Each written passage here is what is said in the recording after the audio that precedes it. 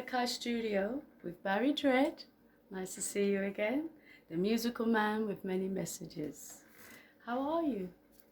Hi, Jano, we give thanks to this gathering for the interview and, so I can, tell people about my ventures over the last 20, 30 years. Yes, that's good. Well, you have a wonderful new album called No Justice in Babylon that has everything in it from Black history, current affairs, political issues, social injustices, love songs.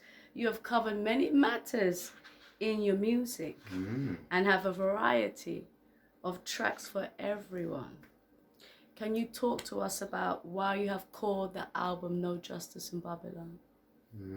Well, it kind of speaks for itself, no justice in Babylon, but unfortunately, most people in the world put their trust in society, in the government, and people that runs us in charge of our affairs. Right. And, when an injustice happens, we go to them to expect to get justice and we're not getting it. Yes. That's just on a level, you know what I mean? But us as African people, we've been totally disregarded, in the echelons of time. Yes. And everything we've done has been totally destroyed over the years, So we find, because our history has been denied us and our knowledge of ourselves, there's no reason for that. You know what I mean? There's a reason for that because people have control of our resources and the things that we gave to the world. So it's like that puts us in a way that they can't afford to make us know our history because we might want to take it back. So even though we don't know it, we're being miseducated. You see me, I said, to feel trust in this. You see me, I said, because during the days of slavery, they forced Christianity on us and, and changed our whole way of thinking. We had our own paradigm, but now it's a different thing. So, but are people still out there looking for justice from this system that has totally destroyed you, raped, killed, pillaged your people, and you still expect to get justice from them. That just shows the mindset of us. You see me, I say, because if we was not expecting justice, then we would look after our own affairs. You see me, I say, be more diligent in trying. So it's almost like the history keeps repeating in a sense because we're putting in trust into a system that really at the beginning is not trustworthy. Exactly. And it's proved to be so, but because they've hidden their misdeeds from us, we don't know, majority of us, but give thanks for I and I who rise, and out of the ashes of our destruction, we rise and see the wrongs of this world, you know what I mean, and try and highlight it, and that's why, I feel, as been said in the prophecy, singers and players of instruments shall be there, you know what I mean, and it's artists and people who express their creativity, create, shows what aspects of their culture. You see me, I said, so I'm sounding a trumpet to try and wake my people up. It's like Doctor Who.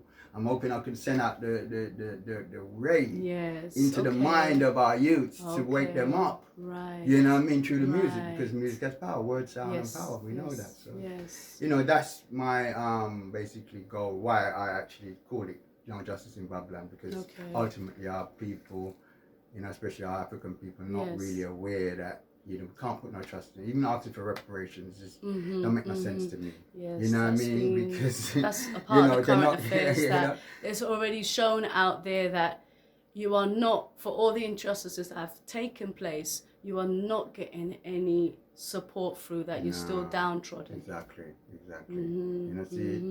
But it's in the medium of reggae music. You know what I mean? Because we have poets that said these things. You know what I mean? Enough people have said these things within our community. But you see what happens is, they always crucify our people and that want to awaken the masses. You know what I mean? And it's gone even worse now since this COVID, because even doctors and lawyers and nurses and police, people who want to defend truth because they see injustice in front of them are being vilified now. The world's gone. So it's necessary that people know there's no justice in Babylon. Okay, let's hear a bit of No Justice in Babylon. Let's do that.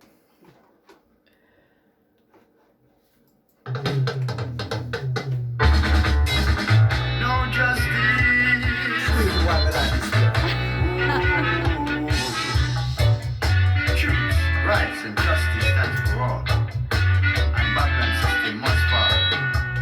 Their wickedness knows no bounds. True justice will cut them down. There's no justice in Babylon. No matter how you try, you can't get it. No matter how you try, you can't get it. No, no, there's no justice in Babylon. No matter how you try, you can't get it. No matter how you try, you can't get it. No, no. Look how many have been slaughtered and brutalized. We've no account of our lives. Captured and enslaved was I. They continue to lynch us with our backs against the wall. No one has the back of the black man. It's time for us to stand up tall. Yeah, man. There's no justice in Babylon. No matter how you try, you can't get it. No matter how you try, you can't get it. No, no, there's no justice in Babylon. No matter how you try, you can't get it. No matter how you try, you can't get it. No, no. Wonderful. Yeah, you know, Thank you. the peace of justice in Yes, Babylon. You know, there's no yes, justice in Babylon. You yes. see me, I said, so, yeah. it's And you know, fitting following time. from that question now, can you explain the impact that you're trying to make through such songs, other songs on your album called Tribulation, Tell, and Remember Your Roots, as these songs highlight the continuous struggles we face in the world today? Yeah, man, I mean, remember your roots, you know. It's a cry that, you know what I mean, from my youth.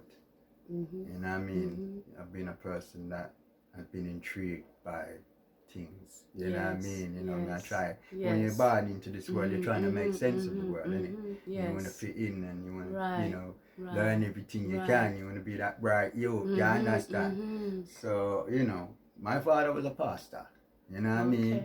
And obviously, when I went to church, you know, you tell yourself, what? God make Adam and out of the river, man, he make a woman, you know, and you say, okay. But then you go to school and then they tell you, say, man come from monkey. Right. You know what I mean? And these big dinosaurs was raging around and red tape. I said, but hold on a minute, what go on? Yes or no? I'm kind of confused as a youth. Yes. Something never seemed right to me. So I was perplexed from there. Right. You know what I mean? And growing up and seeing, we get exposed to, you know, racism and, you know, the youth, the most that streets that say, nigga, pull the trigger, bang, bang, bang, and all them things there. And I wonder, what is it with us? What's so special about us that these people want to, you know what I mean? And the funny thing is about it, I remember at school, there's this African youth, he's older than us. Yes. Me and my brethren used to take the pee out of it. Yes. Because he was African. Right. He used to have the scar them in their face, because them time there, when was youth, enough Africans had scars in their face. You know what I'm saying? Yes. So, we said, bulla, bulla, you know what I mean? And he used to chase, and he did catch race. Never caught us, you know what I mean? Yeah. One time he actually did hold my neck one time, where I was reading with something, so grabbed my neck. But, you know, just to see where our minds was. Okay. You see me, I said, that we can be conditioned by the environment and what we see on TV, African bulla bulla, and I mean, because you experience that from a different time, well, the same timing, but you experience it in one way, and then you also put it on to another person. Well, yes, that's right. You see me, I say, because that was the sort of society environment we grew up in. You see me, so we never know we history. We never know, but we knew that we were persecuted, but yet we would be taking the piss out of other Africans. You know what I mean? Because we think so, well, we're Jamaican, we're whatever, we can probably hear from our parents, them African. You know what I mean? You know, see? So, but as we grew up, we saw, got exposed to things like Kunta Kinte, you know what I mean, and the story of Roots. You know what I mean? And you know, and that opened our eyes. You know what I mean? And then you start hearing reggae music and you're hearing, you know, songs about Africa, the glory of Africa and all of that. You know, I wonder what? You know what I mean? You know, so it kind of led me to, you know, Roots obviously made me realize, oh, I did come from Africa. You know what I mean? That's the story that was told to me. So, as I know, me remember, we just get the calling for just like Rastafari. You know what I mean? Because my brother buy a picture of Rasta Babu. And stick it up in the room. I Rasta youth. That's right. See? And every day the Rasta youth I look at me. I never know there's a Rasta. I never know about Rasta. I just think said why I never call me head. You know what I mean? And just look ominous as a youth. I look so serious. You know what I mean? This youth I look so serious. Youth supposed to be playful and happy. You just look ooh. You know what I mean? So really intrigued. Yeah, so I was intrigued. So it's like, you know, my brother thought he was going to be a Rasta, but me turned out to catch the vibe.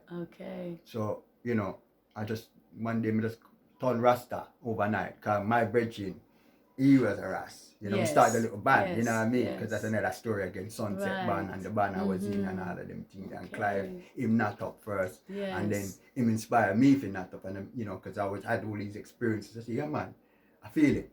I didn't know what I was feeling about. You know what I mean? You know, but I felt an African call. And that was, it associated me with Africa. That's all I felt. And I always acknowledged Marcus Garvey because I understood he was the man. That was the main man that was fighting against oppression and telling us to unite way from last century, before last century. You know what I mean? You know? And so I went to a bookshop called Head Start in Tottenham. It's like the ancestor. I used to go to record shop all the time, buy the music, but the ancestor decided, no, don't go to the record shop, go West Green Road. I went down West Green Road, Head Start bookshop. I'm going there and the ancestors, them showing me a book, Walter Rodney, How Europe Underdeveloped Africa. You see me, I say, when we look on that book, then I say, but wait. You know, it's intriguing. I went and bought it straight away. It was only £5.99, something like that at the time. Just to get a clearer understanding of your transitioning from what you were and then going into you see me, I say, because remember your roots. That's how me remember my roots. So when me find that book then now, I couldn't put it down. And I went back to Papa and said, because Papa said to me, when I not up, he said, wait, like the devil you praise. And so that sent a shockwave through my body. That's kind of what inspired me to kind of go to the bookshop, because it was, I had to find out for myself, because I was only 16, 17. I didn't know what, you know. I'm not a picnic still, 18, we think, you don't know. But when someone says to you, what a devil I praise, and at that age you don't know, because your father's a pastor, innit? You know what I mean? And it must put you think, I wonder, you know what I mean? You know? So you're trying to find some clarification somehow. So the ancestors point me to the book. That will show him. And it's like, I couldn't put it down. And I said, when I went, I was excited. So I even went to Papa, look, this book here shows us that we were enslaved, and we were trying to show him how they wouldn't have nothing if it wasn't for us, and and all of that. What was wrong with them things then? Because, you know, him setting at them ways. I see. You know, Christianity was the way for them. You know what I mean? It's what they've been programmed into. And it was hard to change the mindset and say, look at something else just for a little while and see what you think about because it. They didn't know that they didn't know their real history, because they think that was it. Once they find Christianity, Jesus, that would be all they need. You see me, I say. So anybody can rob you and take away, rape you, you know, mutilize you. But once you have Jesus, you're all right. You see me, I say. You know, and in my opinion, from since them character they come in our life as a people, we've been in a worse position. You know what I mean? So you're saying like it was set for them because of the Christianity, that would be their way of thinking and not really changing the channel at all? No, not at all. It's the people, the elders who weren't Christianized, that were more open to these things. Right. Once you Christianize, as soon as you see it, you think that's everything. Okay. You see me I say? Yes, yes. But a man who ain't Christianized, an elder, you could still go to him with them things. Mm-hmm. You know, with listening. You know what I mean? Because he ain't Christian, you know, and he's more open to the oppression of European. Right. He ain't going to turn his eyes and he's not going to tell us. So you're trying to say, you know, open your eyes a little bit more. Yeah. But I didn't know how to. It wasn't that I was saying. I was just trying to bring him into what knowledge I had. But you would have liked him to open his eyes a little more and see. You know, there's something different as well we could look into and have a discussion about that. Mm-hmm. Well, as I said, that's how I found my roots. So that's how I come to that and realize that our people's got a lot of work to do to open our eyes. And what's happening is that, you know, they attack the women. You know, the women are the ones that need more than anybody else to remember them roots. Because they're producing our sons and the heroes. Because in Kemet, you know, the young boys were called Heru. You see me, I said, that was your, sort of like your principle that you, as a child, as a mother, you're Osset. Yes. And the son is Heru. Yes. You see me, I said, so Heru, the word Heru is the root word of hero. Yes. You see me, I said, so you if you know you're raising a hero, then your whole approach will be different. Right. You see me, I said, because you're raising a hero for the next generation. It's the mindset. It's a mindset. Yes. You see me, I said, and we had that mindset 4,000 years ago and before. Right. You see me, I said, but the mindset now, they've broken us down. Them, you know, so till we leave it all in the hands of Jesus. Okay. So now we are easily manipulated. They can run over Africa. They're doing everything they want because we're just in a malaise. You see me, I said, because it's either Islam or Christianity, Christianity malaise or Islam malaise. You see me, I said, so yeah. Okay. So let's see what you want to tell the people now. Sure that.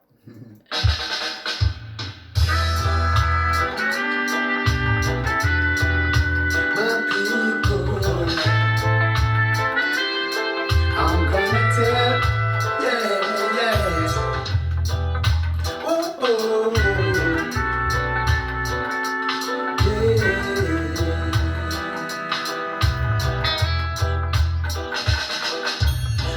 tell my people now. I've got to tell my people now.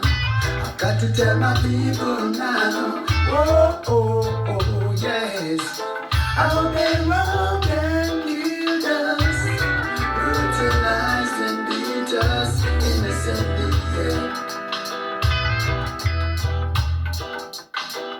I've got to tell my people now. I've got to tell my people now. Got to tell my people now, oh, yes. How they robbed and killed us, brutalized and beat us innocently,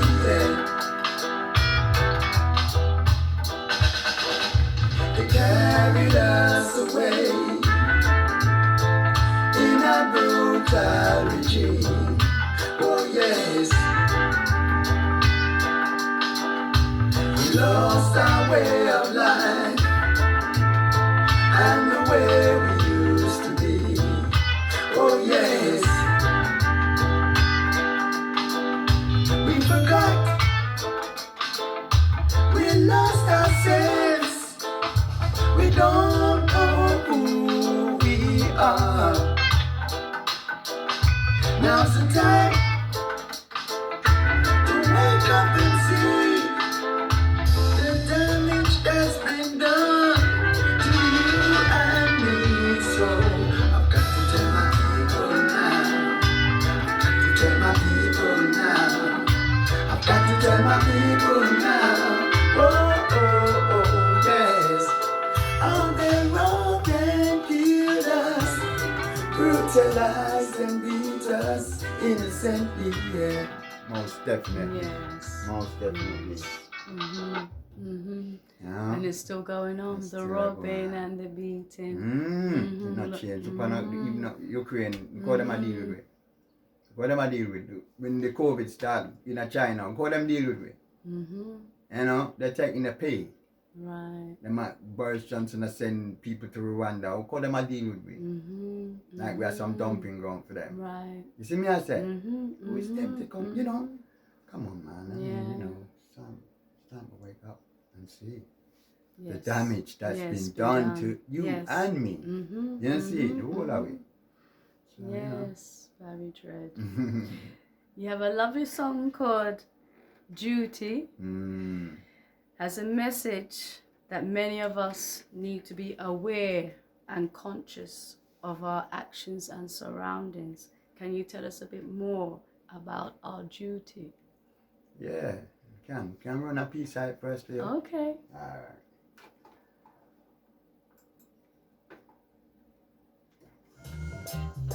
From the top. From the top.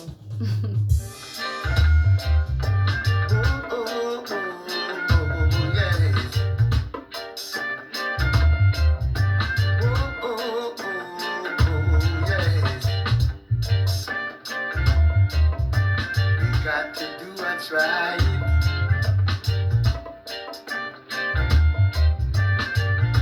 Oh yeah.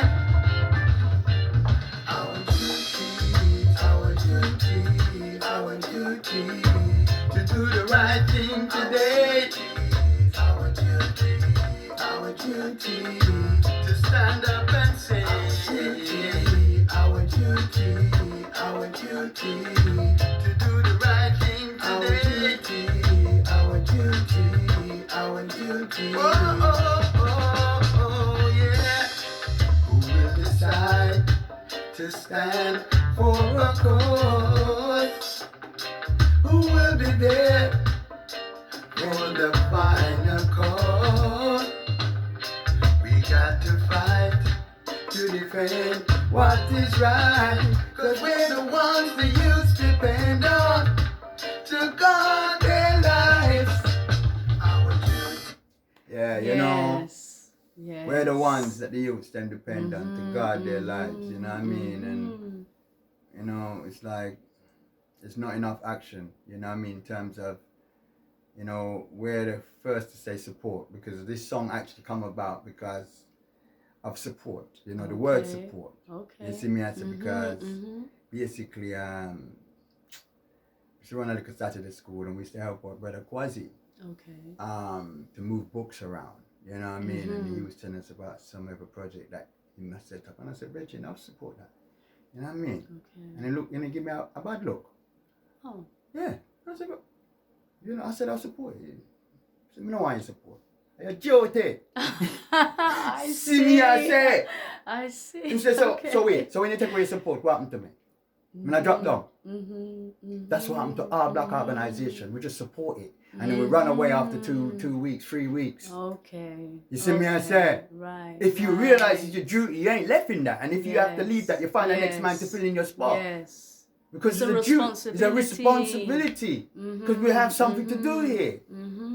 We need to liberate ourselves and have our own businesses and our own this and our own that and our own this. But we're so, yeah, well, you know, let's go and party. Let's go and party. Let's go and party. Let's go and dance. Let's go and shake our booty. Let's go and this. But, you know, nobody now, you know, we'll give a little support, but we're not on it. Remember? Them man have army pan duty, you know. Yes, that's right. That's right. It's a structure that builds up stronger and stronger as time goes on. But sometimes things just last for a short time. And it collapses because no one is filling in the duty. You see me, I said. Yeah. So that's how that song come about. Right. You know, can hit me with that. So you do tell me. You know what I mean? Yes. You know, it's not enough. Support ain't enough. Yes. It's not enough. It's not enough. Support ain't enough. That's right. You know, it's our job. It's our duty to liberate ourselves. It's our duty to educate the youth, them know their culture and their history. That's right. It's our duty to establish a Saturday school, establish our whole school, establish our own shopping markets, our own, so we can sponsor us. It's our duty. That's right. And like parents, it's their duty to raise their children in an upright way. Yes. It's your duty. It's your duty. You see? Yes. So, you because know, we're always talking about the future is in the children, the young ones. So it's our duty, it's our responsibility so to see it through. Yes. That's that one. So so that's what inspired that song there. You know what I mean? Right. sit down and I guess, you know what I mean, in terms of what we should be doing, you know what I mean? We're all guilty of it. You know what I mean? Not putting enough effort into trying to liberate ourselves. What have we done today to liberate our people? Okay. You see me, I say, one little thing, even if it's just to blow and not make a youth hear our roots, John. Right. Listen to this, you know, Michelle or whatever the youth name. Yes. You see me, I say? Yes. Respect to Michelle still, you know what I mean? Yeah. Yes. You see? So, because nothing sweet me more than when my niece or family members that's say Christians. Yes. You know, because it happens. Yes. You know, my niece she's Christian and her children, you know, they're innocent. They're not indoctrinated in terms of anything. They're just being indoctrinated by the world. Do you know what I mean? So she buy a CD for me and she start playing it in the car. Okay. You see the rise up me get because she's like, she see them. She sent me a WhatsApp video. Yes. Them dancing to Bread Basket. Okay. Africa Bread Basket, and they're singing away, you know. Yes. And everyone I eat out I eat. Yes. Africa Bread. And I was like, wow, look at that. I said, the youth them know the thing. They know the real thing. Then that message is stuck in their head now. Right. You see me, I say it means something to them. It's stuck in their head. Africa, they don't know what it means. But then eventually one day they're gonna say, oh, that's what Uncle was singing about. You see me, I say clicks into place. It's like, and that makes them open up more things in their head. Yes. That's how it goes, you know. Word sound is power. Right, that's right. Sometimes it just a little bit, and then it just grows. You just start the spark. Yes. Because they're singing it like a nursery rhyme and not realizing what it means to them. They just know they like the beat and it's you know it sits in Africa. And they don't know it's all cultural and rated. They just see me as I'm a singer. You know what I mean? Because I sing as a. You know what I mean? But now they have something to listen to and think about. Yeah, because research. It's lodged in their head. They ain't gonna start researching until that knowledge comes to them. You know, like, oh shit, what Uncle was singing about? Right. Africa basket. Okay, we're the richest continent. And we don't own nothing here. Okay. You see me? I say because see. you know our duty is to trigger the imagination of our children. Because I have a good story with one of my step-grandchildren running around the house, Captain America. I mean, I said, what we? You know, you bought Captain Africa. And they all just stop. You just stop. Captain Africa? I never heard of Captain Africa. Who's Captain Africa? We start telling boys, Captain Africa. You can just disappear and go right inside you and you know him in and just bust you up like that. He was like, yeah? I said, I'm better than Captain America. Make Captain America look like idiot. And he was like, you know, interested. That was what it is. It's the imagination. They grab our youths. It's the Poltergeist movie. That's another thing again. The Poltergeist movie, I tell you what them know. Them take away your them from you. From them small. And you get captivated by the images them we see on the TV. And now they're getting freaky now. Because all the youth them shake them ass and all them things. It's all about them things there. You know, see? Gone crazy now, you know? Yes, so Righteous Way, let's hear that tune. Righteous Way. Yes. Yes, do that. Never one of my favorites. Righteous Way. Righteous Way. That's what I say. Righteous number one. Righteous is number one. Living in a Babylon, not easy. Them of us under their pressure makes it hard to work. Jah has been our only guide. We mustn't walk in the ways of sinners. I sit in the seat of the scornful. You got to do your best. No matter who put you to the test, you got to stand up firm. Righteous way, righteous way, righteous way. I'm living in a righteous way. Yeah. No matter how the devil tests you, I make you wanna do the wrong. still have to do the right, yeah. You control yourself, don't let the next man get into your head. Know that it's gonna be dread in a this Armageddon. Righteous way, righteous way, righteous way. I'm living in a righteous way. Righteous way, righteous way, righteous way. I'm living in a righteous way. I'm living in a righteous way. I'm living in a righteous way. Righteous way. Love that show, yeah, man. I love the horns on it. It's beautiful. Yeah. How would you describe the music that you have created? How would I describe the music I've created? It's just sweet reggae music. Okay. Sweet reggae music. That's it. You know, it's all aspects of reggae music. You know, me's a reggae man, true and true. You know, see. So when it comes to reggae, I keep the thing reggae. You know what I mean? I know that the music has changed, and you know, I'm a bit old school. You can see, sir. You know, been through the rough. You know, I understand. And me's a reggae man, so I'm a bit strictly reggae media because you know, I'm fortunate. You know, in my history, I get to perform with a lot of the great artists them out there. Okay. You know what I mean? So as a musician, cause I play my bass, you know what I mean? I'm play my bass, you know, and it started with Sunset Band and you know what I mean? So I'm a musician. So that's why I love the reggae music so much. I'm listening to enough reggae. I'm play with enough artists who inspire me. You know what I mean? You know? So I take what I've learned from all those artists I've worked with. You know what I mean? From Leroy, Gibbons, Pat Kelly, you know, you name them. Don Penn, you know, see, Leroy Smart, you know what I mean? Alton Ellis, you right, not you right, Daddy, you right. See? Yeah, man, and Big Youth. Wow. Yeah, man, we give thanks. Yeah, man, we give thanks for all of them exposure there, you know. All Barry Brown. Last man who worked with Barry Brown, you know, see? Yeah, man. With our band, Sunset Band, back in the days, you know, we used to work with Fat Man, used to give us shows, you know, and certain artists come over, you know.